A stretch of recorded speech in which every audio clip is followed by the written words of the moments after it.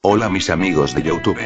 Aquí su amigo Playa de 700 Fin les trae un nuevo capítulo de Demon Slayer, un viaje en silencio. Suscríbete, da like y activa la campanita, eso me apoyaría bastante. Descargo de responsabilidad, tanto el fic como las imágenes utilizadas no son mías. Créditos a su respectivo autor. Link del fic en la descripción. Yo solo edito el vídeo. Espero que lo disfruten. Capítulo 125. La serpiente Ashira. Tercer punto de vista. Los Ashiras eran unos monstruos, Giovanna y los había visto alguna vez.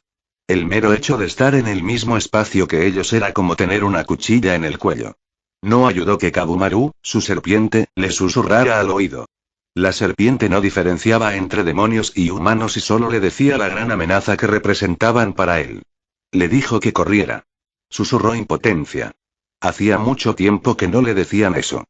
Fue sometido a crueldad desde niño, así que se hizo tan fuerte como pudo, para nunca más ser dominado. Si no fuera porque la mayoría de los Ashiras sonríen, tal vez se sentiría aún más nervioso. Volvió a mirar a la chica de cabello rosa a su lado, preguntándose por enésima vez cómo podía sentirse tan a gusto con esos monstruos. Parecía que nadie allí podría hacerle daño, y poseía algo que ninguno de ellos poseía. Sus únicas reacciones fueron hacia su nuevo título. Obana y observó a los Ashiras uno por uno. Pudo notar que cada uno dominaba su propio aspecto. Obana y poseía algo parecido a un sexto sentido, una intuición que lo había acompañado durante todo su viaje. Y la recordó una vez más mientras examinaba a los Ashiras. Su mirada se posó primero en el hombre más grande, una montaña disfrazada de humano. Obana y ni siquiera podía imaginar moverlo. Así de poderoso era el ciego Ashira. Su presencia era enorme, casi abrumadora. Parecía oprimir a todos los presentes, incluso sin intención de hacerlo. Sin embargo, Obana parecía ser el único afectado, ya que los demás ya estaban acostumbrados. Era como una montaña que no se podía ignorar. La única forma de lidiar con él parecía ser rodearlo. No había forma de moverlo ni atravesarlo. Obana notó antes de mirar al niño junto al gigante. Tan solo su altura era cómicamente diferente. Obana lo habría confundido con el hijo de una Ashira de no ser por el uniforme del niño que indicaba su rango. Obana no percibía mucho del niño, y eso era preocupante. Su presencia era leve y fluctuante, como si la realidad estuviera en constante incertidumbre sobre su existencia o no. Sentía como si estuviera mirando una niebla, algo que no podía tocar pero debía tener cuidado porque podía perderse en ella. El siguiente Ashira era, en una sola palabra, intenso. El hombre sonriente desprendía una aura poderosa que parecía quemar el aire a su alrededor. Era como una fogata en el invierno más frío. Podía calentarte o quemarte, y era, en definitiva, peligroso. Un espíritu de lucha inquebrantable resumía su presencia. El siguiente Ashira era alguien con quien Obana estaba familiarizado. Hiyuu. Era el Ashira del agua y, como siempre, transmitía la sensación de un océano en calma. Siempre había una mirada penetrante en sus ojos. En su profundidad había una inmensidad infinita que te hacía sentir eternamente pequeño. El hombre a su lado, en cambio, no estaba nada tranquilo. El Ashira con cicatrices en el cuerpo se veía exactamente igual que él. Era caótico y había soportado innumerables batallas que pusieron a prueba su fuerza. Era como un tornado, una tormenta dormida. La siguiente era una mujer, y Obana se alegró de decir que era la debilidad entre ellos. Tenía una sonrisa por máscara, y Kabumaru percibió el olor de un veneno potente en ella. Esto le advirtió que se alejara de ella. La mirada de Obana se posó en el hombre, que parecía un muro junto a la mujer. El hombre flexionó los bíceps y le guiñó un ojo. Era, probablemente el más peligroso de todos. No porque fuera el más fuerte, sino porque parecía el más dispuesto a matar. Si los demás eran una espada afilada envainada, él era una espada desenvainada y en pleno blandimiento. Su presencia le indicó a Obana que no necesitaría mucho para matarlo. Aparte de eso, su amiga serpiente le dijo que el hombre era molesto. Era ruidoso y emitía vibraciones desagradables. Y por último, Obana observó al último Ashira. El que le provocó un escalofrío al verlo con esos ojos morados. No había nada. No, quizá lo era todo. No tenía ninguna característica única, y eso parecía deberse, no a que no tuviera ninguna, sino a que las tenía todas. Su presencia decía una cosa, la más fuerte. El hombre de cabello morado y una cicatriz que le recorría la frente era el más fuerte de los monstruos reunidos. Cuanto más lo observaba, más convencido estaba Obana de ello. No era solo él, todos admitían que era el más fuerte a partir de su lenguaje corporal. La forma en que estaban parados no era una orden. El Asila púrpura se paraba donde quería y los demás se alineaban para seguir su posición. El lenguaje corporal de los demás Asilas también cambió al voltearse hacia él. Nadie lo notó, pero el ingenioso sentido de Obanai y su ingenioso amigo le contaron todo. Él era el más fuerte que había. Sin embargo, Obanai se preguntó qué tan fuerte era. Y en la siguiente introducción, donde cada Asila se presentó a cambio, se enteró de su nombre. Seiji Shigan. Un nombre familiar. Era conocido por todos en el cuerpo de cazadores de demonios. El Asila que derrotó a la primera luna superior, el maestro de todos los estilos de respiración. Y hoy, Obanai finalmente tuvo una cara a la que ponerle ese nombre. Al final, Obanai sintió un gran alivio. Ahora eran camaradas. Todos estos monstruos iban a colaborar para luchar contra las criaturas que odió toda su vida. Los demonios iban a sufrir un cruel despertar. Obanai estaba contento. Punto de vista de Seiji. Creo que se enamoró de ti, susurró Tengen en mis oídos mientras Obanai continuaba mirándome, perdido en sus propios pensamientos. Por la eternidad, Tengen, estoy sordo, dije con un suspiro. ¿Cuántos años han pasado? El Asila del sonido seguía negándose a reconocer mi sordera. Nunca te impedí escucharme, dijo Tengen, alejando su rostro de mi oído y cruzando sus brazos desgarrados bajo su pecho. Tenía razón. Prácticamente no tuve ningún problema, salvo el de saber lo que decía la gente que veía. Finalmente, Obanao apartó la mirada de mí y comenzó el juramento ceremonial. Continuó como siempre, con Uyashiki preguntando si estaban preparados para proteger y ser el pilar del cuerpo de cazadores de demonios, bla, bla, bla.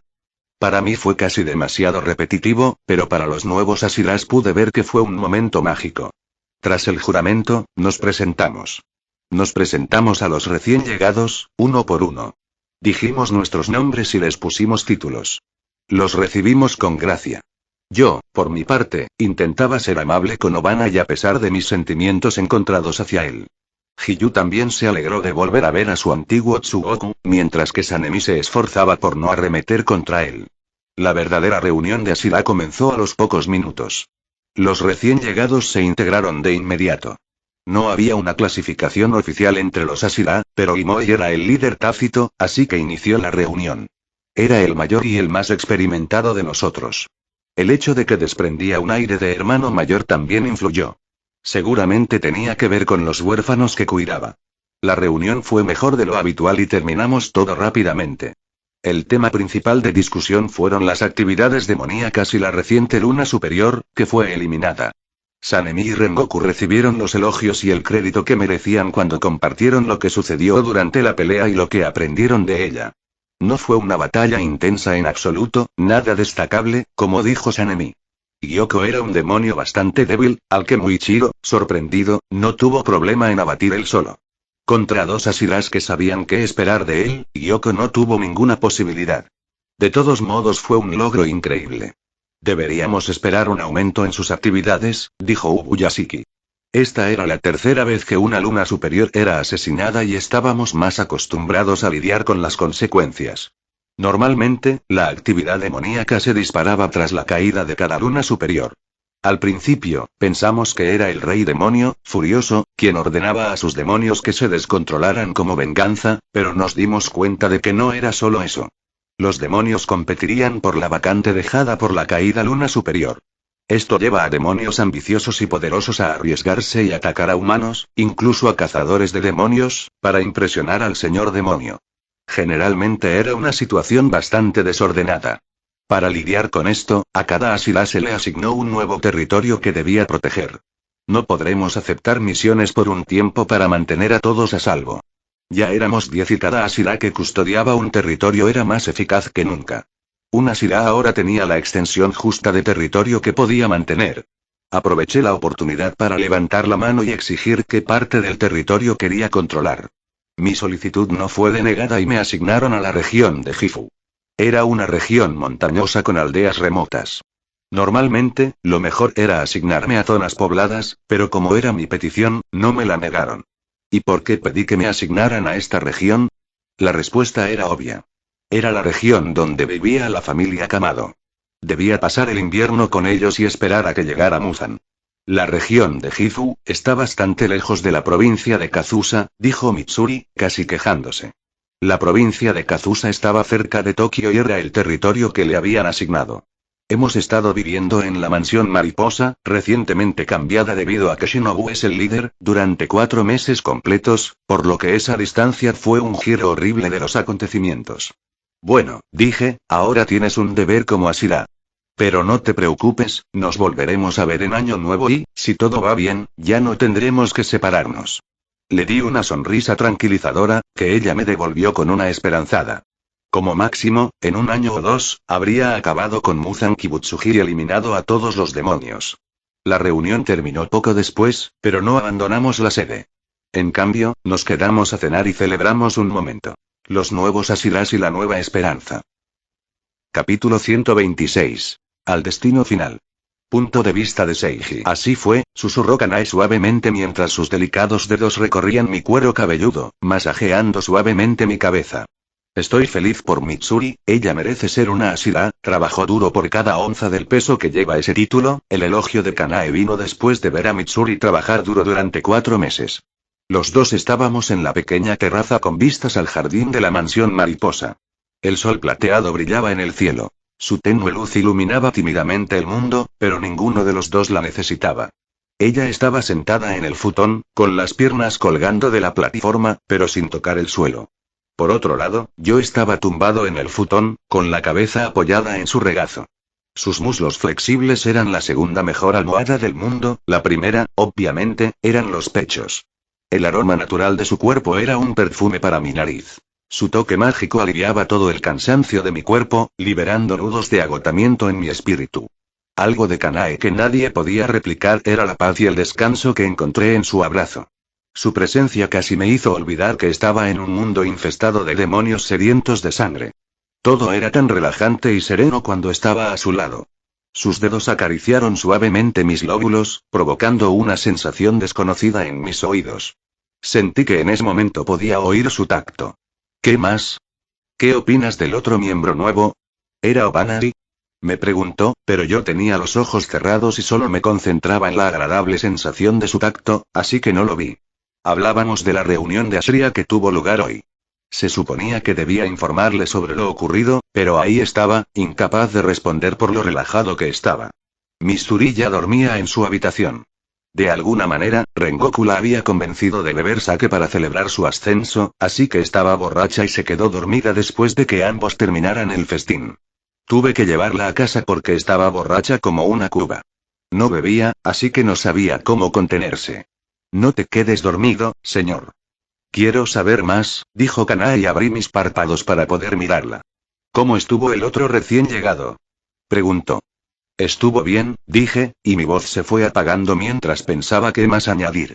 La verdad es que nunca le di demasiadas vueltas.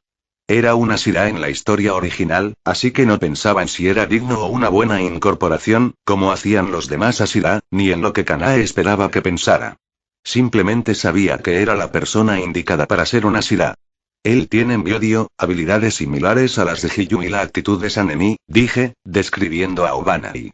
Vaya, esa es, una combinación extraña, tarareó Kanae. Lo es, dije. Mis pensamientos se posaron en la serpiente Ashira desde que lo mencionó. Me pregunté si se enojaría si supiera que podría haber estado con Mitsuri. Una posibilidad que le robé. Básicamente lo estaba dejando tirado, aunque él no lo sabía. Ese fue uno de los problemas con los que más lidié durante mi relación con Mitsuri. Siempre tuve la sensación de que la estaba alejando del verdadero amor que se suponía que debía compartir con Obanai. Mientras que amar a Kanae no me hacía sentir ni la más mínima culpa. Se sentía más natural, como si el destino estuviera de mi lado si la amaba. Pero ya hacía tiempo que lo había superado. Mitsuri misma me ayudó a superar ese problema. ¿Por qué me amaste, Kanae? Pregunté de repente, pensando en el romance. Era una pregunta genérica que se ha hecho innumerables veces entre parejas, pero aún así, sabía cuánto me amaba. Se enamoró de mí poco a poco durante el tiempo que pasamos juntos y se enamoró por completo porque siempre estuve ahí para ella, cuando me necesitó. Lo que quería saber era por qué decidió seguir adelante con ese sentimiento, incluso cuando tuvo muchas oportunidades de detenerse. ¿Por qué luchó por ello, a pesar de que era más fácil olvidarlo? No me di cuenta hasta que me enamoré por completo de ti. Y en ese momento, ya no sabía cómo vivir sin amarte, dijo. La vida se había convertido en amarte. Ahora eras parte de mi vida, una parte insustituible e irreemplazable. ¿Fue casualidad? Pregunté, haciendo de abogado del diablo. ¿Fue por casualidad que respiramos? Me preguntó y pensé en la pregunta. No tenías memoria ni intención la primera vez que respiraste. Pero para cuando te diste cuenta de que respirabas, se había vuelto tan vital para tu vida que si hubieras dejado de hacerlo, habrías muerto. Sin embargo, respirar no fue por casualidad. Estaba destinado a ser así. Una pregunta que dio pie a una buena respuesta. Esa fue la primera vez. A veces envidio su agilidad mental. ¿Y tú qué? Me preguntó, ¿por qué decidiste amarme y poner en peligro lo que ya tenías con Mitsuhiro? ¿Fue lástima?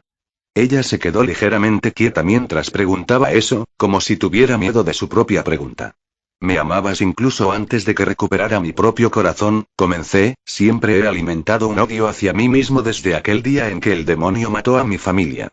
Había olvidado lo que era amarme a mí mismo.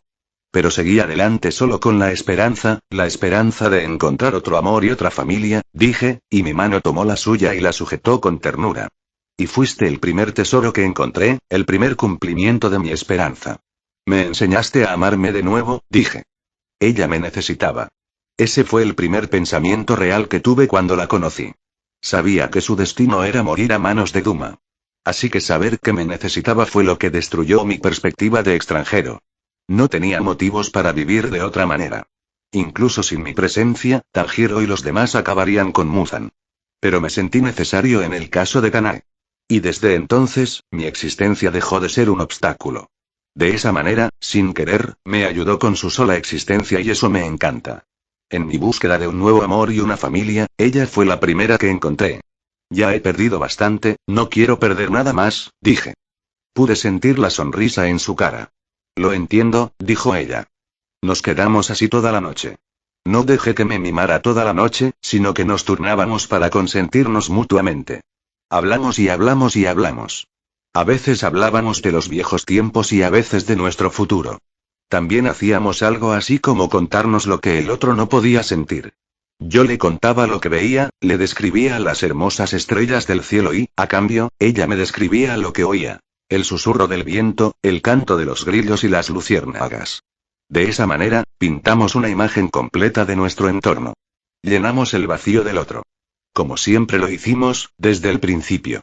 El que necesitaba ayuda y el que anhelaba ser necesitado. Nos salvamos mutuamente. ¿Lo entiendes ahora? Encajamos como un rompecabezas, dije. Por razones que desconozco, a Kanae se le llenaron los ojos de lágrimas al decir eso. Esbozó una sonrisa amarga, de alegría. Sí, dijo ella, nuestro amor no es incómodo, también es perfecto. No estaba seguro de lo que eso significaba, pero acepté. Sí. Una semana después. Adiós, dije y la besé en la frente. ¿Estás segura de que no puedes llevarme contigo? Preguntó Kanae como una niña necesitada. Desafortunadamente no, dije. Lo que estaba a punto de enfrentar la pondría en peligro. No podía soportarlo. En respuesta a mi rechazo, Kanae todavía esbozó una pequeña sonrisa. Está bien entonces, mantente a salvo, dijo ella. Una brisa fría nos azotaba. El aire seco del otoño había desaparecido. El viento ahora traía un toque invernal. Me volví hacia Shinobu y le dije. Cuídala y cuídate a ti mismo. Sabes que ella también es mi hermana, ¿verdad? Preguntó mientras ponía los ojos en blanco. Pero claro, si eso te hace dormir mejor, respondió ella. Seiji Nii, Kanao me llamó, sus ojos eran muy parecidos a los de Kanae, rogándome que la llevara conmigo pero lamentablemente no puedo. Sigue entrenando como te enseñé, le dije. Recuerda, el año que viene tomarás el examen de Demon Slayer, dije y ella asintió. Bueno, el sol estaba a punto de salir en el horizonte, lo que me impulsaba a iniciar mi viaje hacia la región de Gifu y hacia la familia Kamado. Volveré pronto, no te preocupes. Solo será un mes, dije. Y con una última despedida, dejé la mansión mariposa y me dirigí hacia la familia Kamado. Yo era un cazador de demonios. Me lo recordé a mí mismo durante todo el viaje mientras me dirigía a lo que podría ser mi destino final. Capítulo 127. La familia Kamado. Punto de vista de Seiji. Los niños me esperaban en el camino que conducía a su casa. Le había enviado una carta a Kie Kamado para informarle de que pensaba pasar el invierno con ellos. Incluso recibí una carta de respuesta donde me decían que era más que bienvenido. El invierno era implacable en la región de Gifu, donde se esperaban fuertes nevadas cada año, y los hombres eran el recurso más valioso en esa época. Así que una ventana como Kie estaba más que contenta de tener un pariente masculino que estuviera con ellos durante el duro invierno. Por eso incluso permitió que los niños me esperaran así. No era extraño que un familiar pasara el invierno con ellos. Japón era muy familiar en ese sentido. Seiji Nii. Me gritaron Nezuko y los niños más pequeños cuando aparecí en su campo de visión. Seiji-san. Tanjiro fue más formal, sin embargo, pude ver que estaba igual de emocionado, si no más, que sus hermanos. Todos vinieron corriendo hacia mí con sus patitas regordetas. Era increíble lo rápido que los niños se encariñaban con alguien. La última vez solo estuve con ellos unos días. Tan precioso. Seiji-san, por favor déjanos ayudarte con tu equipaje, dijo Tanjiro y tomó algunas bolsas de la carga gigante que llevaba. Nezuko hizo lo mismo y tomó algunas cosas suyas para aliviar mi carga. Los demás niños aún eran demasiado pequeños para intentar ayudarme, así que se quedaron pegados a mis piernas. ¿Te preguntas qué llevaba en el equipaje? Eran sobre todo especias para la comida, ropa de abrigo para todos y regalos de Navidad para los niños. También había otras cosas, como mi propia ropa y utensilios, pero eso era casi todo. Nos volvemos a encontrar, Tanjiro, Nezuko, Takeo, Hanako, Shigeru, dije sus nombres uno por uno mientras les daba palmaditas en la cabeza o les apretaba la nariz. Se rieron con alegría infantil. Y el pequeño Rokuta, dije, y pellizqué al bebé de 2 años que Takeo sostenía. Rokuta me dedicó una extraña risa infantil que era como una inhalación vibrante. Con Tanjiro y Nezuko ayudándome a llevar mi equipaje y con los niños más pequeños siguiéndonos, regresamos a la casa Kamado. La propia Kie me dio una cálida bienvenida y enseguida me sirvió un té bien caliente. Me acomodé en la sala y todos observaron con curiosidad mi enorme equipaje. Acurrúquense todos, su primo tan genial les trajo regalos de Tokio. Declaré mientras abría las bolsas. En serio. ¡Guau! La sola mención de Tokio los emocionaba. Bueno, cualquier cosa de la ciudad era muy importante para los niños del campo. Incluso Tanjiro estaba emocionado a pesar de intentar ser maduro. Hablando de eso, noté distraídamente el crecimiento del protagonista. Vi cada nueva fibra muscular que había ganado durante mi ausencia, incluyendo las pequeñas fracturas y las manos callosas. Pude ver que había estado trabajando duro. Bien. Repartí lo que traje entre todos.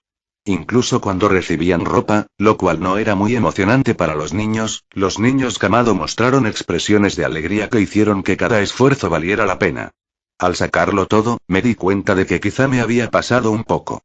No pude evitarlo, el dinero no era un problema para mí, así que compré todo lo que me atraía. Podía ver cómo la expresión de Kie cambiaba con cada nuevo regalo que le traía. Los pocos regalos eran corteses y esperados, pero a medida que salían más, ella se sentía un poco incómoda. Ella se sintió en deuda. Algunas de las cosas que compré incluyeron figuras de juguete, trompos, tarjetas con hermosas ilustraciones para Nezuko junto con papel para origami, algunos libros de dibujo y colores, incluso compré algunas espadas de juguete creyendo que querrían ser un samurái genial como yo. También les conseguí unos suéteres gigantes y cálidos que eran diferentes a los que tenían porque era moda occidental. No tenías que comprar todos estos, Seiji-san, es demasiado, dijo Kie nerviosamente mientras miraba a los niños que estaban absortos en sus propios regalos. Por favor, Kie, déjame hacer esto. No tienes por qué sentirte incómoda en absoluto, dije, calmando su preocupación. Aún así, no lograba calmar su expresión con tantos regalos. Otros incluso podrían sospechar que, con todo el esfuerzo que puse, iba tras la MILF solitaria y atractiva. Así que dejé clara mi intención, o más bien mentí. Desde que falleció mi madre, tú y tus hijos son la única familia que me queda. La situación puede volverse bastante solitaria, dije. Hacer esto me hace tan feliz como a ellos, dije y le permití que reflexionara sobre mis palabras. Entiendo, dijo ella, si es así, permítame expresarle mi más sincero agradecimiento. Le devolví la sonrisa. Hablando de eso, no solo traje cosas para los niños. También tengo cosas para ti, dije y volví a buscar en mi bolso para sacar las cosas que le había comprado. No mentía cuando dije que hacer esto me hacía sentir bien. Me sentía como un Papá Noel samurái. Y así, mis días con la familia Kamado comenzaron de nuevo. Esta vez, me quedaría con ellos durante aproximadamente un mes. ¿Qué estás haciendo? Pregunté una mañana fría. Amanecía y el sol aún no había salido. A esa hora del día, hacía especialmente frío. El suelo estaba húmedo con escasa nieve en polvo aquí y allá. Sin embargo, esta mañana, cuando un humano normal llevaría al menos 5 capas de ropa debajo de una manta, vi a Tanjiro preparándose para salir con una nueva chaqueta que le di y una canasta de carbón en su espalda. Ah. Seiji-san, perdón por despertarte. Tanjiro inclinó la cabeza y se disculpó rápidamente. Estúpido. No puedes despertarme, estoy sordo, dije. Oh, cierto, solía despertarme a esta hora para ver el amanecer. Me encantaba el amanecer y el atardecer. Eran de las cosas más hermosas del mundo. Así que suelo despertarme a esta hora todos los días para presenciarlo. Luego, si quisiera, me volvería de dormir. Normalmente ni siquiera salgo de la cama, pues podía ver a través de las paredes el amanecer. ¿Y bien? ¿Qué haces? Pregunté de nuevo. Voy a ir al pueblo cercano a vender el carbón. Es el negocio familiar del pueblo, dijo. Tarareé. No deberías hacer eso, vuelve adentro. Lo siento, pero no puedo hacerlo, Seiji-san. En invierno es cuando tenemos más clientes. Tengo que venderlo o todo nuestro esfuerzo de verano y otoño será en vano, me respondió. Lo compraré entonces, dije encogiéndome de hombros. ¿Eh? Tanjiro parpadeó. No, no puedo dejarte hacer eso. Si quieres, puedes llevarte a casa todo lo que necesites gratis. No algunos, los compro todos, dije. Exclamó Tanjiro. ¿En serio? ¿Estás seguro? Sonreí con suficiencia. Sí, estoy seguro. Entonces vuelve adentro, usémoslos para hacer un calentador, dije y le hice un gesto para que volviera adentro. Además, te doy más tiempo que andar vendiendo carbón, dije. Necesito entrenarlo para el futuro de este mundo. Muchas gracias. Dijo Tanjiro e hizo una reverencia, pero yo ya le había dado la espalda así que no lo vi. Y debo verlo porque corrió adentro y volvió a hacer lo mismo, pero frente a mí. Ya basta. No te hagas el extraño, dije. ¿Dónde está tu calentador? Tienes hibachi, ¿verdad? Sí, lo sacaré enseguida. Más tarde ese día. No puedo creer que no tengan kotatsu, dije con incredulidad mientras trabajaba en el medio de la sala de estar donde anteriormente estaba colocada la mesa. ¿Cómo sobreviven al invierno? ¿Con esperanzas y sueños? Pregunté, más para mí mismo, porque no podía oír lo que me respondían, pues estaba ocupado con mi trabajo. Creo que lo habrás visto en otros animes, pero un kotatsu era una mesa de madera cubierta con una manta. Se colocaba una fuente de calor debajo de la mesa y se atrapaba el calor con la manta. Las familias se reunían, se sentaban junto al kotatsu y pasaban el invierno juntas. Pero por alguna razón, los Kamados no tenían eso. Pensaba que todas las familias japonesas lo tenían. Y ahora estaba allí, preparándoles un kotatsu. Tanjiro y Kie estaban a mi lado, deseosos de ayudarme a montarlo. Mi esposo solía hacernos uno. Pero desde que enfermó, ya no pudo hacerlo y me fue imposible mantener un kotatsu mientras tenía a todos los niños, me explicó Kie en mi oído. Podía entenderlo. Un kotatsu necesitaba mantenimiento constante, ya que, a diferencia de las máquinas modernas, este usaba carbón para calentarse. Podías quemar algo fácilmente si no tenías cuidado. No fue muy difícil montar el kotatsu y lo terminé sin problemas. Esto resultó ser muy fructífero más adelante, ya que el calentador se usaba constantemente. Nos sentábamos a la mesa a jugar a las cartas y a juegos de mesa, y usábamos el papel que compraba para hacer origami. Rápidamente descubrí que era un maestro en todo esto. Regresé a la casa Kamado después de una cacería exitosa. Tenía 3 ciervos y un faisán en mis manos, esta cantidad de carne debería durar al menos unos días. Al llegar al patio, vi a Tanjiro blandiendo una espada con la parte superior de su cuerpo. Su cuerpo humeaba por el calor que se combinaba con el aire gélido. Estaba cubierto de sudor incluso en la fría mañana. Tanjiro no estaba solo, pues sus otros hermanos lo rodeaban. Nezuko llevaba al bebé Rokuta en la espalda mientras limpiaba algunas verduras.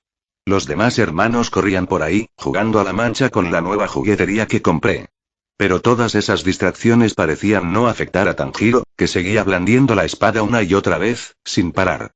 Tanjiro tenía un gran potencial como protagonista de este mundo. Pero, ¿cómo decirlo suavemente? Su talento era terriblemente mediocre. Es decir, su capacidad de aprendizaje era alta, pero su ritmo de aprendizaje era extremadamente rápido. Era de esperarse. Después de todo, mientras que Muichiro se convirtió en Ashira en 2 meses, Tanjiro tardó 3 años en siquiera presentarse al examen de cazador de demonios. Creo que, en ese sentido, Tanjiro se parecía más a mí que nadie. Era el tipo de persona que crecía tras cada desafío superado, un guerrero que mejoraba rápidamente, pero solo en batallas de alta intensidad donde su vida estaba en juego. Sin embargo, no dejé de entrenarlo. Seiji-san, ¿has vuelto?, saludó Tanjiro con una amplia sonrisa. Se secó el sudor con el antebrazo y continuó blandiendo su espada después de que le indiqué que continuara. Puse los ojos en blanco hacia el cielo y apreté el puño. En cualquier momento ahora. Capítulo 128. El destino llega de todos modos. Tercer punto de vista. Ubicación. Tokio. Te voy a extrañar mucho mientras esté lejos, querida, dijo una mujer que vestía un kimono morado y joyas costosas que mostraban su riqueza no mencionada. Lo sé y sentiré lo mismo, respondió su marido. ¿Seguro que no puedes venir con nosotros? A mi padre le encantaría volver a verte, y a mi madre también, preguntó la mujer en un tono casi quejoso, como una niña pidiendo dulces. El marido sonríe. Sabes que no puedo hacer eso. Tengo que ocuparme de nuestro negocio. Vete sin mí, nos reuniremos cuando pase el invierno. El invierno era la época en que los agricultores descansaban mientras se cosechaban los cultivos y era necesario esperar al verano para que el ciclo se reanudara. Por lo tanto, tradicionalmente, los japoneses aprovechaban esta época para visitar a sus familiares y pasar tiempo con ellos. Así que, incluso si no eras agricultor, la tradición perdura. La mujer hacía lo mismo. Iba a pasar el invierno con sus padres, pero su esposo no podía acompañarla porque tenía un negocio que gestionar en Tokio. A diferencia de la agricultura, el mundo empresarial no tenía un momento de descanso. Entonces, ¿tengo que irme? Puedo pasar el invierno contigo, insistió la mujer. Sé cuánto has extrañado a tus padres. Me sentiría mal si no fuera solo por mí, respondió el esposo. Se comunicó con delicadeza, no solo con el tono de voz, sino también con las palabras. Además, tus padres querrían ver a su nieto. No podría privárselo, dijo, mirando al pequeño, de unos 3 años, sentado en el regazo de la mujer.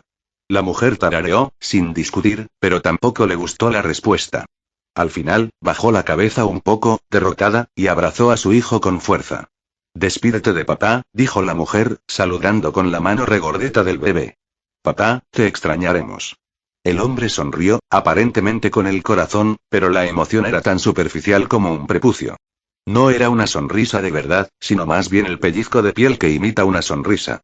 Te amo, dijo la mujer al fin. Su voz sonó necesitada y vulnerable. Había un destello de esperanza en su tono que anhelaba que él le correspondiera, pero no sería la primera vez, aunque no lo hiciera. La historia la había defraudado. El marido se explotó una vena en la frente y se metió la lengua en la boca. Luego, con una vacilación apenas disimulada, respondió. Yo también te amo, la mujer sonrió radiante, pero el hombre parecía un desastre. Parecía horrorizado por haberle declarado su afecto a un pedazo de carne que consideraba imperfecto. La mujer no lo vio. Quizás la gente tenía una idea cuando acuñó el dicho el amor es ciego. Hasta pronto. Dijo y tan pronto como la puerta del auto en el que estaba sentada se cerró con un fuerte ruido de hierro golpeando hierro. Y entonces el auto se fue, dejando al hombre varado en su lugar mientras los veía desaparecer en el horizonte.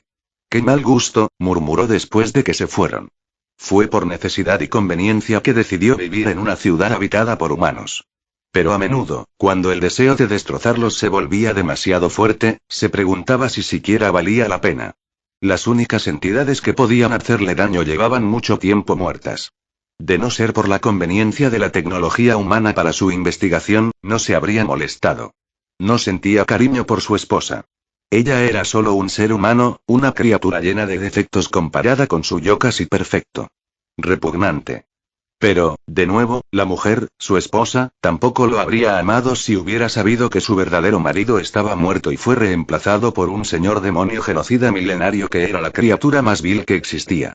Muzan se dio la vuelta y caminó en dirección contraria a donde se había ido el coche. Las calles de Tokio estaban concurridas incluso de noche, llenas de vida, lo que le producía una sensación de satisfacción. El crecimiento de la población le beneficiaba. Significaba más presas y también le permitía matar a una docena de personas sin que casi nadie se diera cuenta. Sin embargo, las farolas y el ruido eran casi molestos para sus sentidos. Era como un cosquilleo en el fondo de su mente. Avanzó por la calle, y la gente lo miraba con reconocimiento. Un hombre de negocios respetable y rico. Esa era la persona a la que Muzan se hacía pasar. Caminó hasta llegar a una sala completamente distinta, donde las miradas de reconocimiento se detuvieron. Continuó caminando hasta que la gente disminuyó cada vez más. Finalmente, llegó a una zona de la ciudad donde apenas quedaba gente. Giró rápidamente hacia un callejón vacío. El olor a orina, excrementos humanos y basura le hizo arrugar la nariz. Desechos humanos. Seres tan imperfectos. Nakime, gritó Muzan en el callejón vacío y al momento siguiente se escuchó el sonido de una sola cuerda rasgueada. Poco después, el eco fue seguido por una puerta de papel que apareció de repente bajo los pies de Muzan. La puerta se abrió y él se dejó caer. La visión de infinitas habitaciones moviéndose y revolviéndose como las piezas de un rompecabezas sin fin lo recibió. La dimensión era una habitación infinita que se expandía y contraía constantemente. El castillo infinito. En esta dimensión, el espacio seguía el capricho de una entidad subordinada. La gravedad variaba. La derecha era abajo, la izquierda era abajo y, a veces, arriba era abajo. La lógica murió en el momento en que Muzan entró en la dimensión. Tras menos de un minuto de caída, Muzan aterrizó en una habitación donde estaba sentada Nakime. Era un demonio que trabajaba directamente bajo las órdenes de Muzan debido a la gran utilidad de su poder. El demonio tenía un solo ojo como un cíclope y vestía un kimono tradicional holgado. Su cabello negro y húmedo le caía de la cabeza pálida y sostenía una biwa, una guitarra japonesa. Señor Muzan, Nakime se postró frente a él, ¿qué puedo hacer por usted?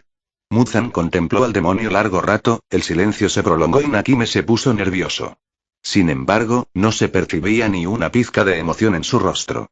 Dime, ¿hiciste lo que te dije? Preguntó Muzan.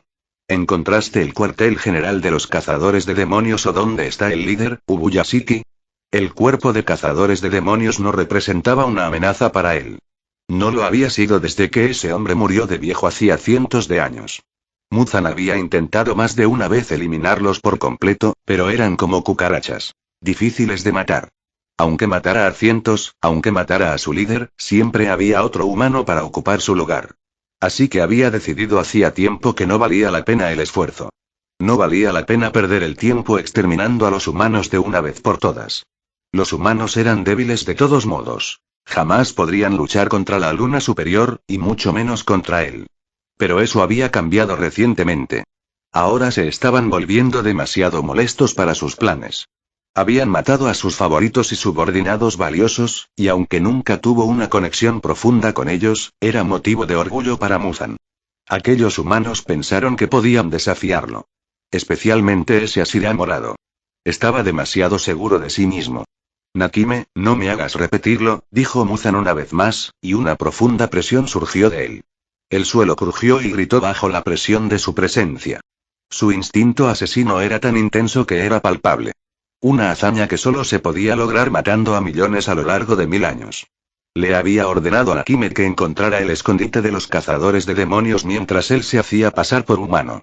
Su disfraz actual, un respetado y rico hombre de negocios de Tokio, le proporcionaba excelentes ventajas, así que no quería destruirlo. Tenía esposa e hija, por lo que su presencia era necesaria constantemente. Al menos hasta que su esposa dejó de sospechar de él.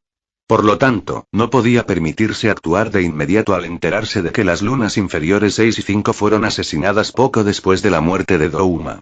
Pero ahora tenía libertad una vez más. Su esposa estaba en otro pueblo pasando el invierno con sus padres. Muzan dedicaría su tiempo libre este invierno a eliminar a los cazadores de demonios. Arrancaría todas sus raíces y acabaría con ellos de una vez por todas. Aún no los he encontrado, mi señor. Estos humanos son cuidadosos y reservados, dijo Nakime, temblando al sentir que la presión sobre ella aumentaba. Cada célula de su cuerpo pertenecía a Muzan y, en ese preciso instante, le gritaban. Sentía un dolor indescriptible. Cada célula le dolía y la sangre le rezumaba por los poros. Pero ella no podía gritar. No cuando él no se lo permitía. Pero, jadeó mientras el dolor le daba un respiro, tiempo suficiente para hablar. Encontré el clan que buscabas. La familia Kamado. Dijo Nakime. Muzan contuvo su sed de sangre y arqueó una ceja al oír eso. La familia Kamado era una a la que había buscado hacía muchos años. Era la familia más cercana a Yoriichi, así que Muzan quería matarlos solo para fastidiar al único hombre al que temía.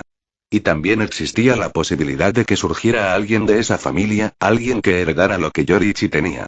Era una posibilidad improbable, sobre todo ahora, después de cientos de años.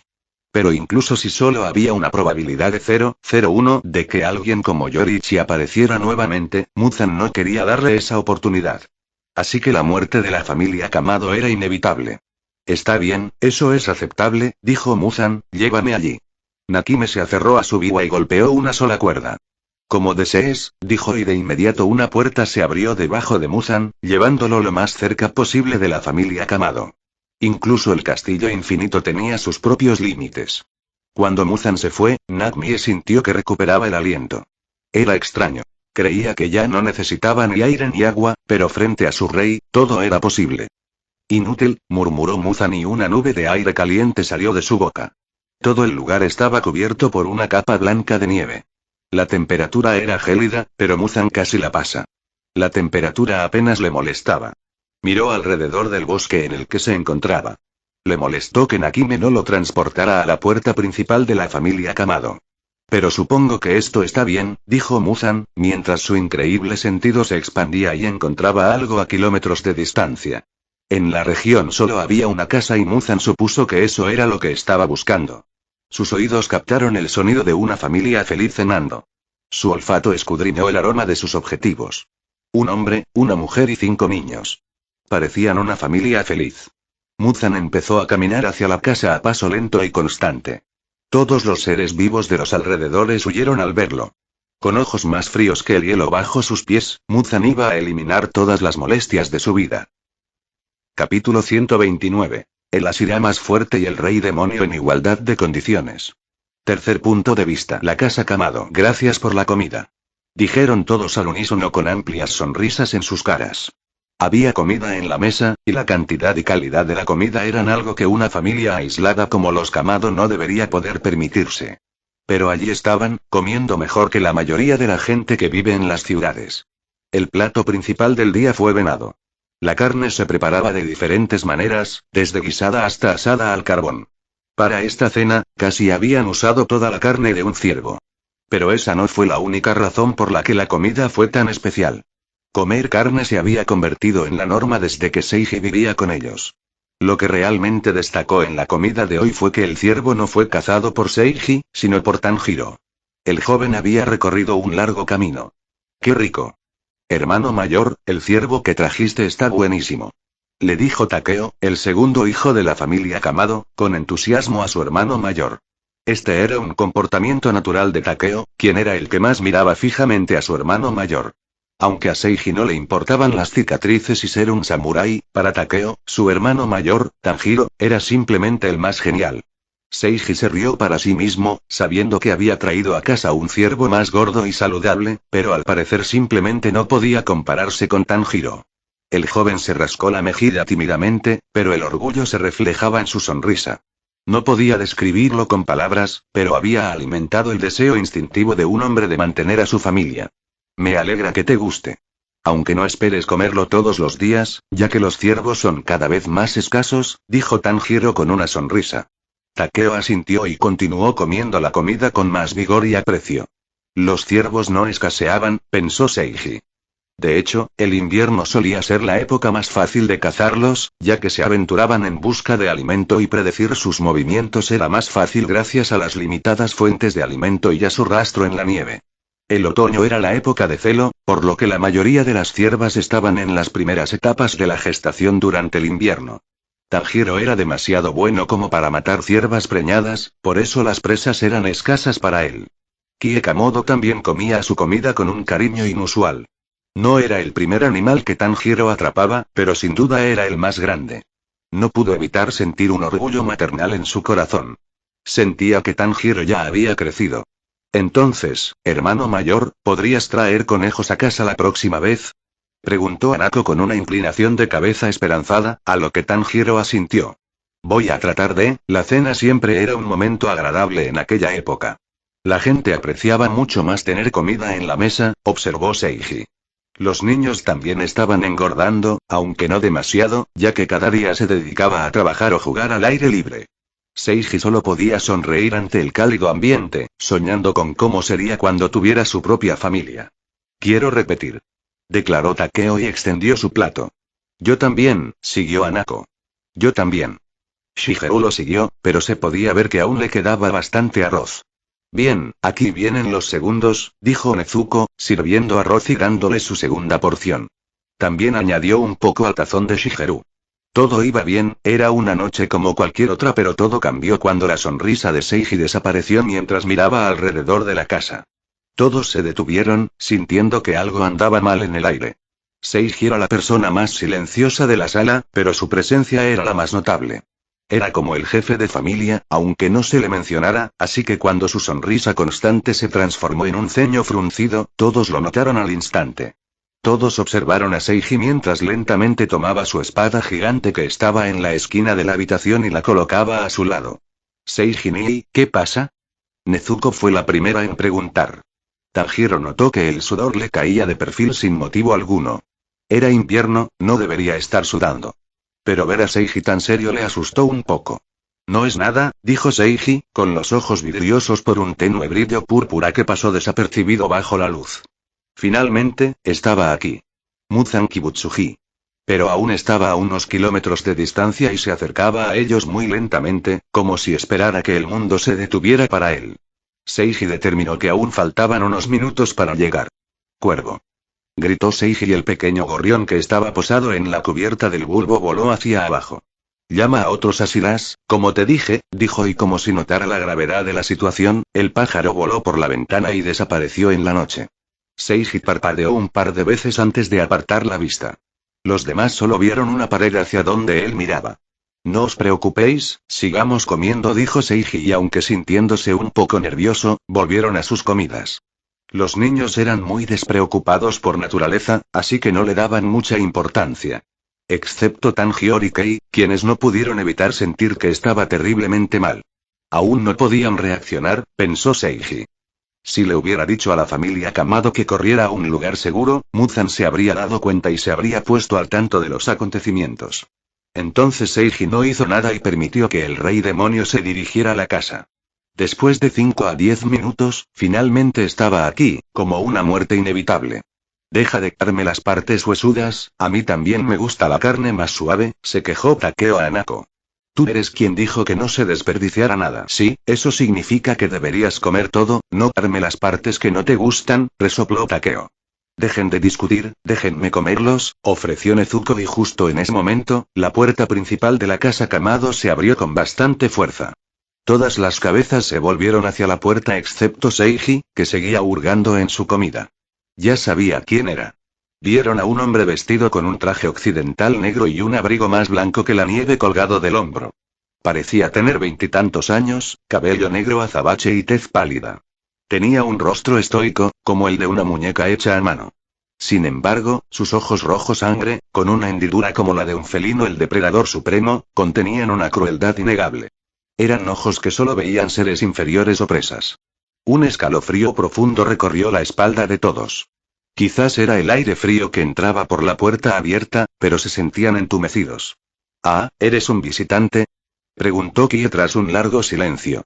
Miró a Seiji en busca de consejo, pero el hombre simplemente comió. El visitante, Muzan Kibutsuji, siguió su mirada y también se fijó en Seiji. Entrecerró los ojos, aparentemente sorprendido y cauteloso. El silencio era denso, y por eso el tintineo de los palillos de Seiji parecía más fuerte de lo que era. Cubrió toda la casa.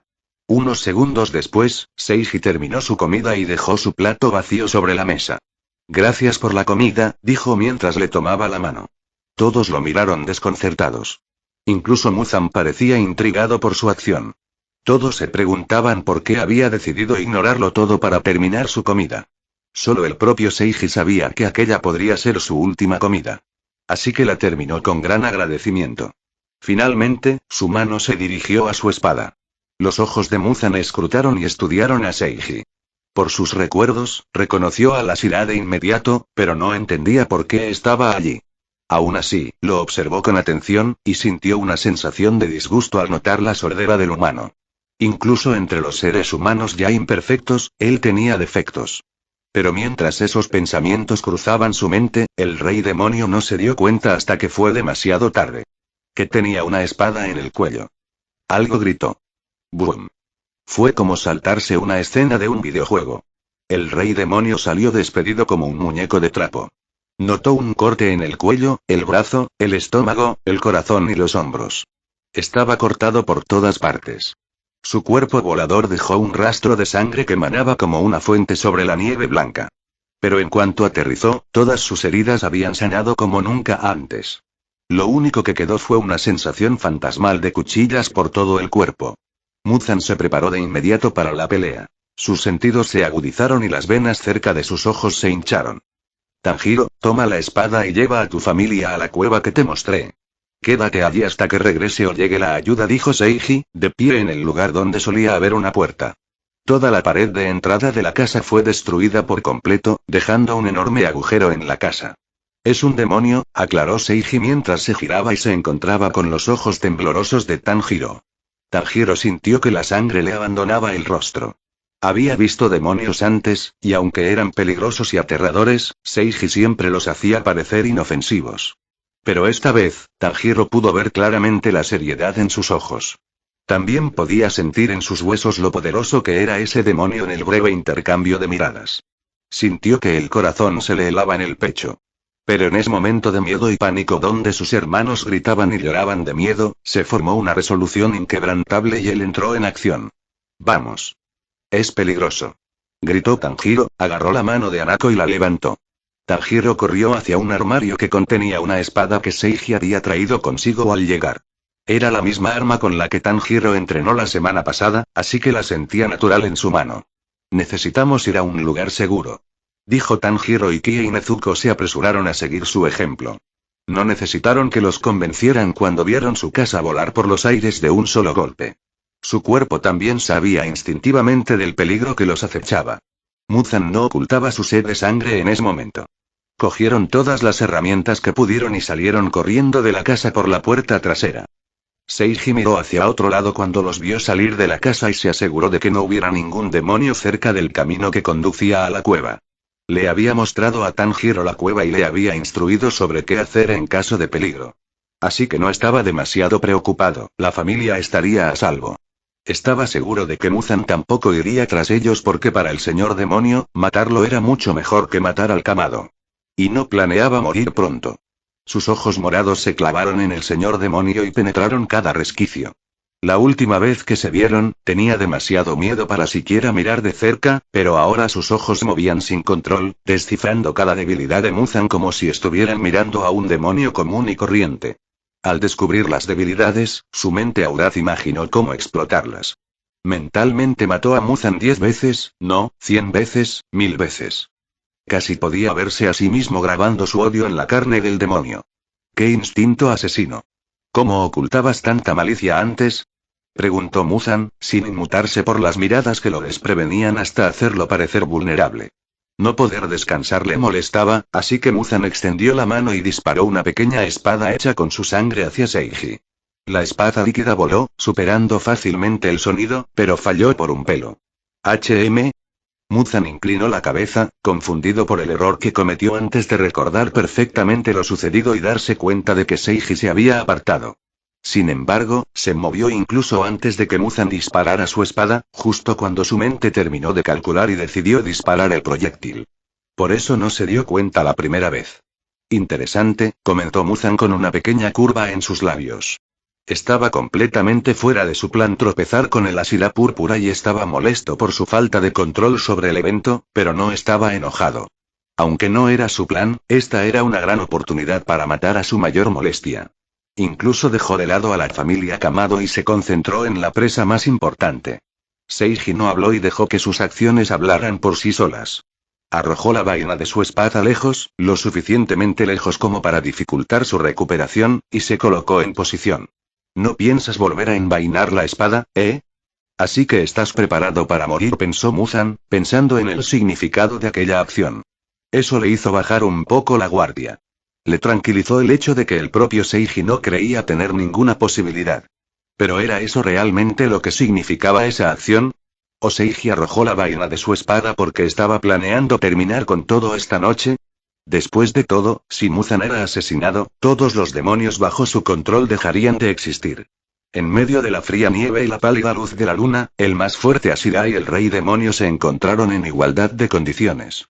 El primer sonido de su devastador choque fue el fin del destino y el comienzo de la casualidad. Capítulo 130. Introducción. Punto de vista de Seiji. Hablamos, tenía tanto que decir y él decía lo mismo. Y la violencia era el lenguaje que utilizábamos. ¡Bum! Asquerosamente rápido. Nunca me había topado con semejante velocidad en mi vida. Para ser sincero, ni siquiera me había imaginado una entidad moviéndose tan rápido. Y esto venía de un hombre que mató a la Luna Superior 2. Sin embargo, mi cuerpo se movía sin orden. Mi mente simplemente no era lo suficientemente rápida como para planear ninguna acción en ese lapso de milisegundos. Mis ojos se iluminaron con un púrpura místico al observar la acción de Muzan. La repentina tensión de su pata trasera, el retraso en la regeneración de su brazo y el rechinar de dientes, mientras nos trabábamos en un enfrentamiento, me indicaron que nunca esperó que pudiera reaccionar a su ataque.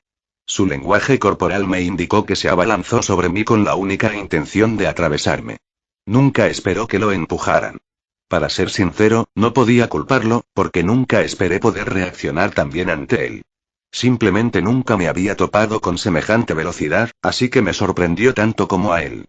Nunca volví a poner a prueba mi límite después de mi pelea con Douma. Supongo que uno nunca sabe lo fuerte que es hasta que ser fuerte es su única opción. Muzan chasqueó la lengua y se abalanzó contra mi espada, lanzándonos a ambos a volar. Mis pies se hundieron en la nieve y resbalé una larga distancia hasta detenerme. El suelo estaba resbaladizo, observé, eso podría ser un problema. Muzan inició una nueva cadena de acción de inmediato. Sus zapatos explotaron, incapaces de soportar la fuerza de su repentino aumento de velocidad, mientras se lanzaba hacia mí como un tren bala. Su velocidad era tan ridícula que pude ver su cuerpo perforando la atmósfera y el aire rugiendo al llenar el vacío. Pero aunque Muzan era tan veloz, se movía a cámara lenta ante mis ojos, y eso era mi consuelo. Mi cuerpo y mi mente aún se quedaban atrás, pero con la ayuda de mis ojos, podía seguirle el ritmo. Era como si mi percepción ya estuviera en su nivel máximo, esperando que mi físico y mi mente la alcanzaran. Y así, incluso cuando Muzan vino hacia mí con su velocidad impía, pude levantar cómodamente mi espada y trazar un arco que detuvo por completo su avance. Una onda expansiva estalló, revelando la tierra bajo la nieve. Su mano, envuelta en sangre carmesí para formar garras, chocó a la perfección con mi espada púrpura. Así que no fue una casualidad, dijo. Era una situación extraña incluso para mí. Era increíblemente rápido y lento a la vez. Apenas podía seguirle el ritmo a sus ataques, pero aún así no había peligro.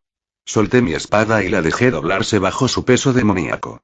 Lo tomó por sorpresa, pues su cuerpo se desvió en la trayectoria que debía seguir si no lo hubiera detenido. Apreté mi espada al revés y mi cuerpo supo atacar su punto débil sin siquiera pensarlo. La empuñadura de mi espada era larga, ya que estaba diseñada para un agarre a dos manos. Así que golpeé con la punta de mi espada uno de los corazones de Muzan, ubicado en su abdomen. El impulso de su cuerpo se combinó con toda la fuerza que el mío podía ejercer. Muzan se dobló como un trozo de papel cuando la empuñadura de mi espada se clavó en su abdomen. Una lluvia de sangre brotó de su boca mientras su corazón se rompía dentro de su cuerpo. Respiración de piedra. Ruptura. Hubo un instante de silencio antes de que una onda expansiva explotara desde el punto de contacto. Muzan salió volando como una bala y se estrelló contra el bosque. Si recuerdan, respiración de piedra no tenía una forma definida. Los Asira de piedra de cada generación usaban armas diferentes, como una maza o un martillo, así que, aunque respiración de piedra era rígida, también era bastante flexible. Gracias a esto, pude crear mis propias hienas. Las formas de mi respiración de piedra abarcaban desde estilos poco convencionales de lucha con espada hasta ataques con las manos desnudas. No tienes idea de cuánto tiempo he estado esperando esto, dije mientras me ponía en postura. Déjame decirte cuánto te odio. Mi respuesta llegó en forma de una excavadora de carne y hueso. Muzan emergió del bosque a un ritmo mucho más tranquilo, pero no porque estuviera aminorando el paso. Era porque sus brazos se habían alargado de forma desmesurada y arrastraban la nieve mientras recorría la distancia. Estaba escondido tras una lluvia de nieve para intentar distraerme. Me había visto pelear muchas veces en el recuerdo, así que sabía cuál era mi principal fortaleza. Pero él desconocía el alcance de mis habilidades, o de lo contrario se daría cuenta de la inutilidad de su esfuerzo. Veía constantemente diferentes capas del mundo al activar mis ojos. Simultáneamente veía lo que los ojos normales debían ver, luego vi a Muzan con claridad mientras miraba a través de la nieve, luego lo vi sin su primera capa de piel, y luego lo vi sin la primera capa de su carne, y así sucesivamente. Eran como diferentes capas de visión superpuestas. Su estrategia era completamente inútil. Le dije exactamente eso con mi siguiente ataque. Respiración bajo el agua. Sexta forma, empujé mi espada hacia adelante en un rápido movimiento de apuñalamiento. Empuje de ondulación de caída. Atravesé al señor demonio en el pecho. Mi espada larga me permitió atravesarlo sin entrar en su rango de ataque, incluso con sus largos brazos. Atravesé otro corazón y un cerebro. Noté casi de inmediato cómo mi ataque no interrumpía su ritmo de acción, ni siquiera al impactar. Esto me indicó que lo esperaba, que todo formaba parte de su plan. La mano de Muzan agarró mi espada y no la soltó ni siquiera cuando la palma le ardió al tacto. Una capa de sangre carmesí cubrió su mano y luego, con los músculos agrandándose, me levantó del suelo. Era una estrategia oculta en una estrategia menor. Demostró plenamente su experiencia de más de 1000 años. Soltar mi espada no era una opción, así que Muzan logró lanzarme hacia el bosque. Mi cuerpo voló por el cielo e incluso antes de que empezara a caer, Muzan ya corría debajo de mí. Respiración de viento. Tercera forma, giré mi cuerpo, entrando en un estado Beyblade cuando comencé a caer del cielo. Cuando estaba en un estado de rotación rápida, se sincronizó con Muzan, quien saltó y conectó ambos pies con el tronco de un árbol. Su cuerpo se contrajo como un resorte y permaneció horizontal sobre el árbol. Cuando finalmente caí en el bosque y pasé la copa de los árboles, Muzan entró en acción y yo también. Árbol de viento tormentoso despejado. Mi cuerpo giró rápidamente, un arco verde de aspas de viento me rodeó y bloqueé la lluvia de ataques que venían de todas direcciones. Muzan explotó de árbol en árbol, cambiando rápidamente de dirección y atacándome por todas partes.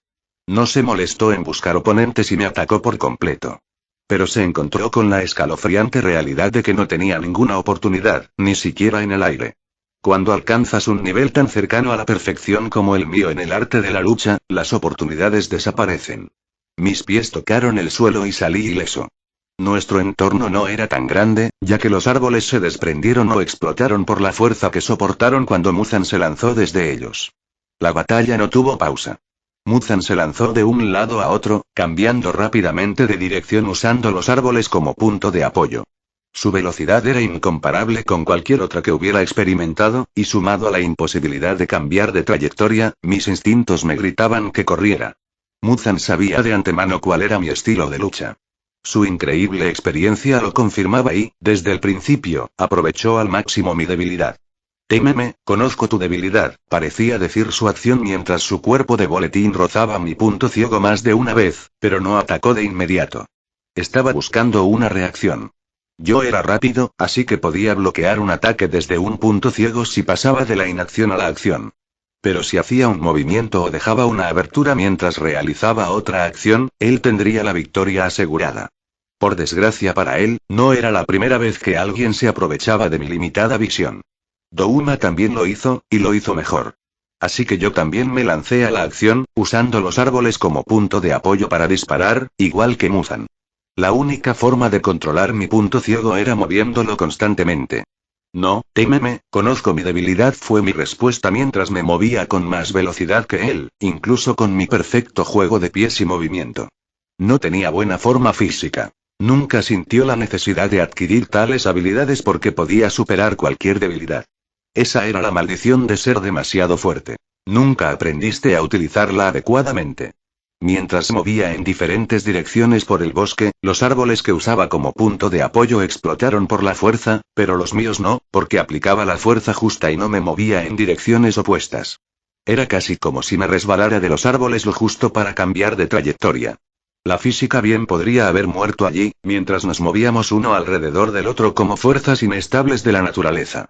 Pero en esta situación, yo tenía la ventaja porque memorizaba el bosque como la palma de mi mano. Sabía la ubicación exacta de cada árbol gracias a las innumerables cacerías que hice la semana pasada. Mis ojos también veían el mundo en cámara lenta y podía predecir las acciones. Muzan me puso en esta situación, me arrojó a este bosque para ponerme en desventaja. Pero lo convertí en una ventaja. El bosque oscuro comenzó a iluminarse con diferentes explosiones de luz y ondas de choque cuando nos enfrentamos. Todos los animales del bosque huyeron mientras lo destruíamos en nuestra batalla. Los árboles fueron arrancados de raíz, la tierra quedó marcada por cráteres y todo lo demás quedó destrozado por nuestro enfrentamiento. Nuestra batalla imitó un desastre natural en ese momento y eso fue solo el comienzo. La pelea fue una conversación y apenas habíamos terminado con nuestras respectivas presentaciones. Al instante siguiente, fue como si ambos hubiéramos acordado empezar a luchar en serio. Muzan estaba completamente desnudo. Mi espada había cortado su ropa en 1000 pedazos hacía tiempo. Por lo tanto, lo vi con mucha claridad cuando empezaron a aparecer marcas rojas en su cuerpo. Parecían salir de sus poros y sus ojos rojos ardían con poder demoníaco. Respondí, y una marca demoníaca empezó a aparecer en mi cuerpo. Empezaba desde la mitad de mi cara hasta el cuello. Eran líneas moradas que imitaban el patrón de los circuitos de una computadora. El tiempo se ralentizó y sentí que mi fuerza se multiplicaba. Estaba en un reino de poder completamente diferente. El momento fue tan embriagador que casi olvidé odiar a mi oponente. Sentí como si estuviera experimentando otra iluminación. Si mis ojos no me miraban, también veía el púrpura de mi espada apagado. Parecía que la capa más superficial de rojo estaba en mi hoja. Pero ya no lo pensé más porque un zarcillo de sangre se cruzó en mi camino. En un mundo que parecía haberse detenido por completo, el zarcillo se movió rápido. Respiré profundamente. Todavía no, me dije. Necesitaba el momento adecuado para usar la respiración solar. Si la usaba ahora, Muzan podría desconfiar y no encontraría ninguna oportunidad. Pero eso está bien. Porque lo que yo usaba ya no era nada ligero. Respiración de viento y trueno. La introducción fue realizada. Ahora vamos a hablar. Capítulo 131. Seiji Shigan. Tercer punto de vista. El humano no era débil. Tampoco era particularmente fuerte, pero Muzan concluyó que el humano estaba lejos de ser una presa vulnerable. No era nada que valiera la pena representar una amenaza real, pero Muzan ahora podía entender cómo este humano estaba matando a sus lunas superiores. Incluso sin su forma original, Muzan era superior en todos los aspectos importantes para el combate. Era más rápido, más fuerte, más inteligente y más experimentado, y podía curarse de heridas consideradas fatales para los humanos en un abrir y cerrar de ojos. Pero, de alguna manera, estaban luchando en igualdad de condiciones. El humano simplemente entendía la lucha. Esa era la única forma en que Muzan podía describirlo.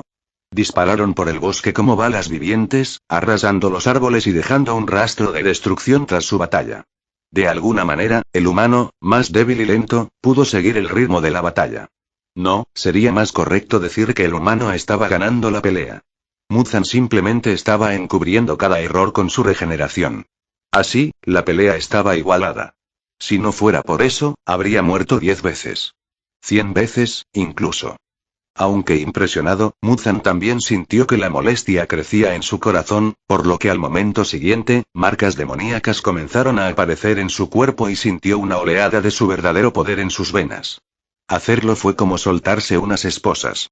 Sintió que su poder se liberaba de las ataduras de la autosupresión y le permitió desbocarse. Pero en el siguiente intercambio, Muzan no encontró la abrumadora ventaja del poder. En cambio, se vio repelido por un ataque igual de poderoso. Marca del cazador de demonios.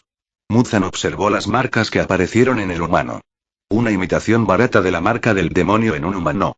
Yoriji nació con él, pero otros humanos podían adquirirlo sacrificando su esperanza de vida de más de 25 años.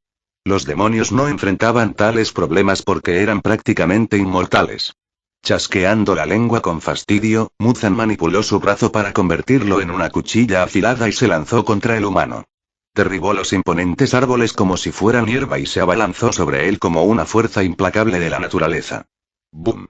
Y aún así, respiración de viento trueno, escuchó Muzan el susurro más leve en medio de la explosión.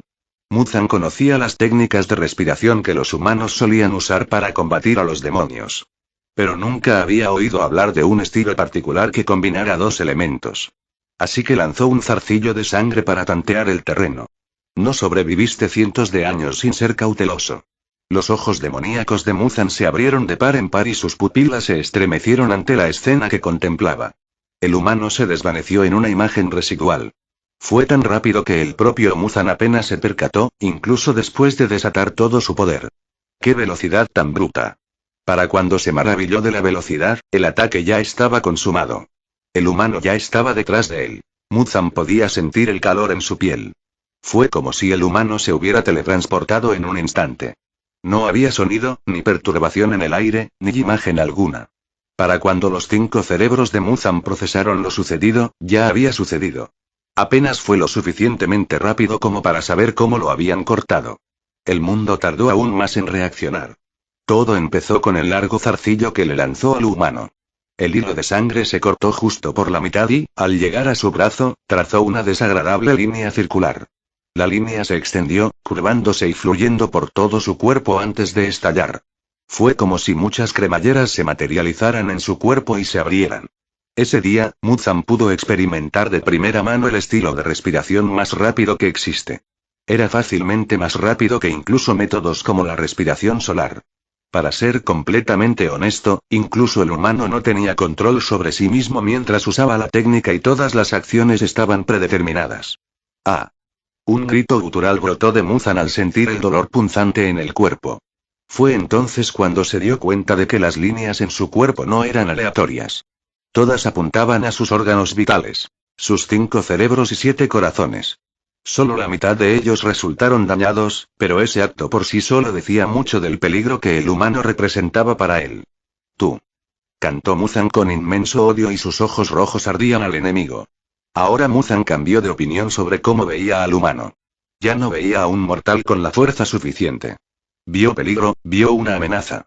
Un humano que de alguna manera había dominado la violencia. Seiji Shigan, escupió Muzan en reconocimiento. La última vez que llamó a un humano por su nombre en señal de reconocimiento fue hace 500 años. Yori Ichitsugukuni. Y ahora Seiji Shigan. Punto de vista de Seiji Muzan Kibutsuji, maldije su nombre en respuesta. Sentí que mi cuerpo se calentaba a temperaturas insalubres. Era como si tuviera 10 capas de fiebre, pero en lugar de vomitar, me llenó de un vigor inigualable.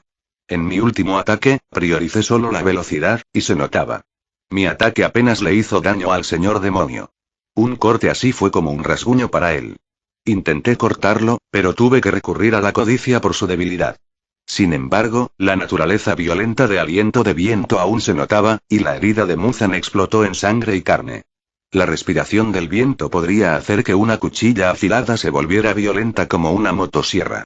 Justo después, estalló una onda expansiva. Un sonido agudo que logró hacerme cosquillas en los oídos muertos, explotó. Podrían romper cualquier cristal. El sonido finalmente nos alcanzó y declaró mi ataque mucho después de que ya lo hubiera hecho. Esa era una característica de la respiración de viento trueno. No hubo intercambio de ataques después de eso y ambos aterrizamos en el suelo con un golpe sordo. Muzan se sujetó el estómago y se inclinó. Sus heridas ya estaban curadas y las marcas en su cuerpo se volvieron más rojas y cubrieron más. Su apariencia actual era bastante sosa comparada con la de la batalla final del manga. Aún conservaba el cabello y, salvo las marcas y los ojos demoníacos, aún no presentaba rasgos físicos. Entonces se está transformando, concluí en mi mente cuando lo vi inclinarse y sus marcas demoníacas crecieron.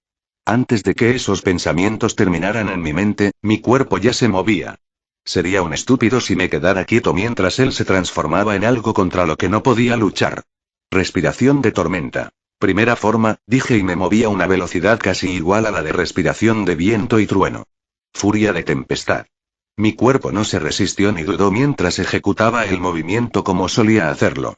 En cambio, rebosaba de vida, como animándome a usar movimientos más potentes. Se entregaba plenamente a lo que yo quería que fuera. Una máquina de batalla. No necesitaba consuelo, no necesitaba almacenar energía para usarla más tarde ni necesitaba preocuparme por lo que mi propia fuerza le haría a mi cuerpo. Solo lucha. Y lo hice.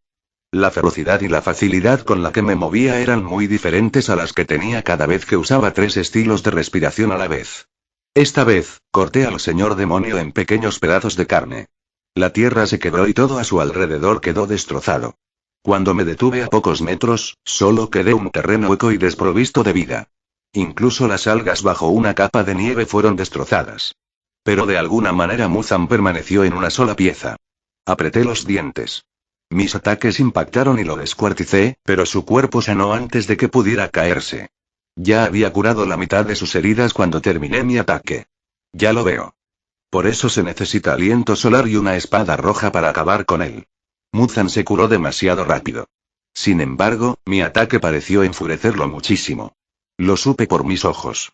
Por fuera, parecía tranquilo y estoico, como si mis ataques no le molestaran. Tus ataques son fuertes pero inútiles, dijo, y entonces vi que los músculos de su hombro se movían como si estuvieran vivos. Sus deltoides se desprendieron de su inserción. El músculo se alargó y se convirtió en un tentáculo con una cuchilla de hueso en el extremo. La cuerda de músculo se movía como un látigo, mucho más rápido que el sonido. Los civiles normales podían hacer que un látigo se moviera más rápido que el sonido, así que imagina lo que el señor demonio podría hacer. Fue tan rápido que lo vi borroso. Pero, por suerte, era predecible. Mis ojos podían predecir dónde impactarían desde el principio del tentáculo cuando la velocidad no era tan alta. Moví mi espada para bloquear el ataque y se produjo una chispa brillante. Era tan brillante que casi parecía una granada cegadora. También noté que mi espada se desportillaba con el impacto. ¿No es bueno? Entonces, el tentáculo se aceleró y asestó unos 100 golpes por segundo. Era una velocidad descomunal, indescriptible. Salté de mi posición inmediatamente y me alegré de ver que el tentáculo tenía alcance. Pero ese alivio se rompió y la frustración se duplicó cuando Muzan aceleró. Mis ojos también vieron que el otro hombro se desprendió de su brazo para crear otro tentáculo. Marqué mi espada frente a mí, su longitud gigante cubría gran parte de mi cuerpo y me alegré de haber elegido una espada larga como mi arma principal. Respiración de viento y trueno. Destello. Fue como un espectáculo de fuegos artificiales en el oscuro y gélido bosque. Nuestra batalla ya no era tan destructiva como antes, ya que no nos centramos en el poder. Ahora, en cambio, se trataba de una batalla de velocidad. Mi título como el Asira más rápido estaba siendo puesto a prueba. El impacto de nuestro choque fue tan rápido que liberó vibraciones constantes que parecían ondas sonoras. Imaginé que para otros sonaría como un motor, un rugido literal de batalla. Sentía cómo mi cuerpo se tensaba a medida que avanzaba la batalla. Incluso unos pocos segundos de la batalla eran lo suficientemente intensos como para agotarme. Solo podía esperar que Raven hubiera entregado su mensaje y estuviera en camino. Así es. El plan nunca fue intentar derrotar a Muzan solo. No era yo contra Muzan. Esta guerra era de humanos contra demonios. Capítulo 132. La reunión de los pilares. Tercer punto de vista. Región de Toyama. La región de Toyama albergaba una de las 3 montañas sagradas de Japón, el monte Tateyama. La cordillera era como torres imponentes que dominaban todo el paisaje. Las montañas actúan como muros naturales que impiden que las frías nubes invernales se extiendan por todo Japón. Esta fue una de las razones por las que se consideraba una montaña sagrada. La gente creía que estas masas de tierra los protegían del gélido invierno. En la cima de la montaña más alta de la región, donde la temperatura podía descender muy por debajo de los menos 30 grados, estaba sentado un hombre de complexión firme como las montañas que lo rodeaban. Namu Amida Butsu, rezó el hombre sentado en la postura del loto. Sostenía un rosario entre la palma de la mano, que de vez en cuando hacía girar para comprobar si aún lo sentía a pesar del frío. Namu Amida Butsu era la personificación de una montaña en piel humana. Su uniforme de cazador de demonios y su aori, que proclamaba con orgullo pilar de piedra, estaban cubiertos por una nueva capa de nieve, pero aparte de eso, no había indicios de que estuviera bajo cero. Su cuerpo estaba tenso, de tal manera que su piel apenas podía contener los músculos que lo cubrían. Su cuerpo era casi todo músculos esculpidos sin grasa innecesaria, por lo que gruesas venas se asomaban por todo su cuerpo, vibrando de vida y aparentemente implorando violencia. En todo su esplendor, era evidente que su cuerpo estaba preparado para la guerra.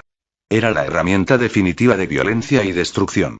Pero su cuerpo, semejante al de un dios de la guerra, contrastaba con su fachada pacífica.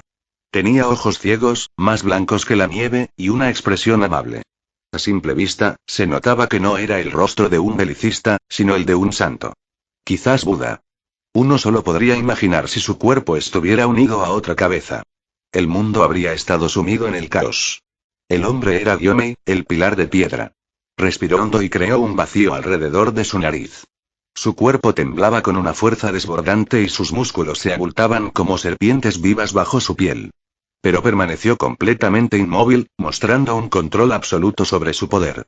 Poco después, su cuerpo empezó a emitir humo y la nieve que cubría su ropa se desprendió o derritió debido al aumento de calor corporal.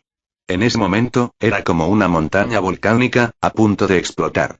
El humo nebuloso solo desapareció después de que dejó de flexionar sus músculos e interrumpió su patrón de respiración. Todavía no es suficiente, dijo poco después cuando sintió la fuerza general de su cuerpo.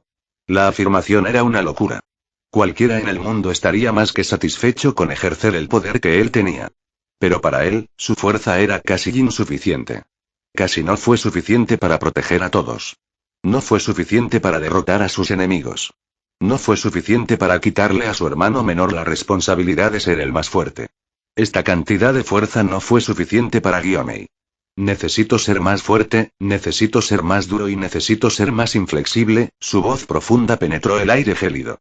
Señor Buda, conviérteme en un objeto inamovible entre mis seres queridos y mis enemigos, oró profundamente, para que la gente detrás de mí esté en paz y los enemigos que estaban delante de mí se rindan.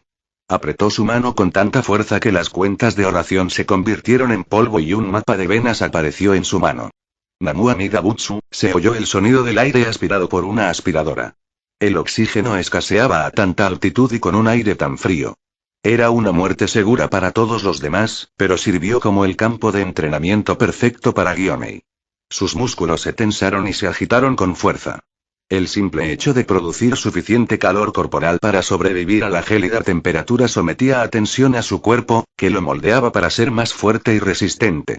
En este punto, no era comparable con Gyomei en el manga. Era mucho más fuerte que su homólogo canónico. Incluso sin mencionar cómo surgieron antes las lunas superiores y los demás cambios en el destino, Gyomei siempre se tomó a pecho que Seiji fuera el más fuerte. Había sido el más fuerte antes y conocía la carga que ese título conllevaba. Ese sentido del deber y la responsabilidad nunca debería recaer sobre un alma joven como Seiji. Debería ser él en su lugar. Así que siempre estaba entrenando como un loco para asumir la carga cuando su homólogo canónico permanecía estancado. La región de Toyama era muy parecida a Gifu, cubierta de nieve y de invierno. No había aumentado la actividad demoníaca, pero eso no significaba que Gyomei se relajara. Solo significaba que tenía más tiempo para entrenar, así que allí estaba, en la cima más alta de la cordillera, entrenando su respiración mientras intentaba alcanzar la marca de cazador de demonios. Puede que no parezca tan sensato intentar aumentar la temperatura corporal en un lugar tan frío, pero Seiji lo hizo en una situación más fría. Un ataque directo de una luna superior. Así que él estaba simulando eso tanto en cuerpo como en mente, tratando de alcanzar la misma iluminación que su joven camarada. Pero su entrenamiento fue interrumpido por el sonido de un pájaro que volaba hacia él. Fue una observación curiosa, ya que casi ningún animal reside en la montaña con el invierno en curso. Gyomei dejó de respirar y se dirigió hacia el pájaro tumbado. Dejó que volara cerca de él y finalmente aterrizara en su hombro. Y entonces el pájaro le susurró un mensaje que congeló su cuerpo allí donde la temperatura helada falló. Seiji, susurró Gyomei y su cuerpo congelado explotó con una fuerza brutal. La montaña tembló cuando el Ashira de piedra dio un salto gigantesco. Su cuerpo descomunal comenzó a caer desde el borde de la montaña. Después de caer durante unos segundos, aterrizó en el lado empinado de la montaña y luego comenzó a descender por la imponente tierra. ¡Buuu! No había delicadeza en su acción, solo fuerza bruta. Así que, mientras descendía de la montaña, la gruesa capa de nieve fue desplazada por las ondas de choque y estas también comenzaron a descender. Una avalancha comenzó, así sin más. A Gyomei eso le importaba poco, pues sabía que no había animales en la montaña. En cambio, empezó a descender cada vez más rápido. Era como una roca rodando montaña abajo. En un momento dado, la avalancha se volvió tan grande que se convirtió en una catástrofe móvil. Gyomei se subió a ella para escalar la montaña aún más rápido. Los árboles y la vegetación congelada fueron destruidos a medida que Gyomei cambiaba el paisaje con cada paso que daba. Cuando finalmente bajó de la montaña, sacó una pequeña brújula de su bolsillo y sintió la dirección. Luego se dirigió hacia el este, a la región vecina de Tomaya. Región de Gifu. Se dio cuenta, mientras se dirigía hacia el este lo más rápido que podía, que el cuervo Kasugai de Seiji estaba volando en otra dirección. Oeste, observó Gyomei brevemente, ese es su territorio. Parecía que el pájaro no solo lo estaba invocando a él, sino también a todos los Asira cercanos.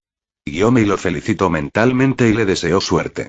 No sabía cuál era la situación, pero sabía que si el más fuerte entre ellos hubiera pedido ayuda, debe ser la situación más grave.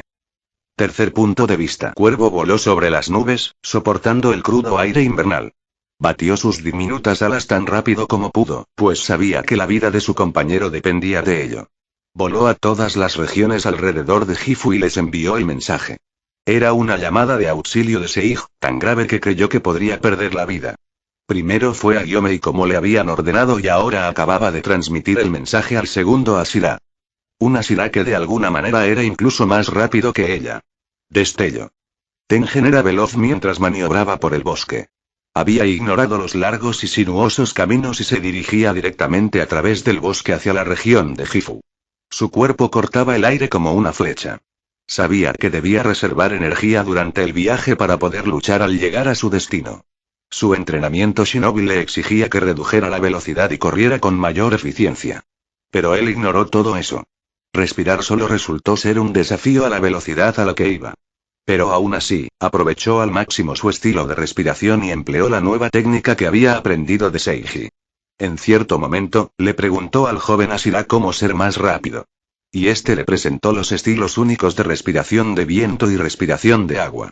Respiración sonora. Séptima. La región de Gifu estaba a unos 60 kilómetros.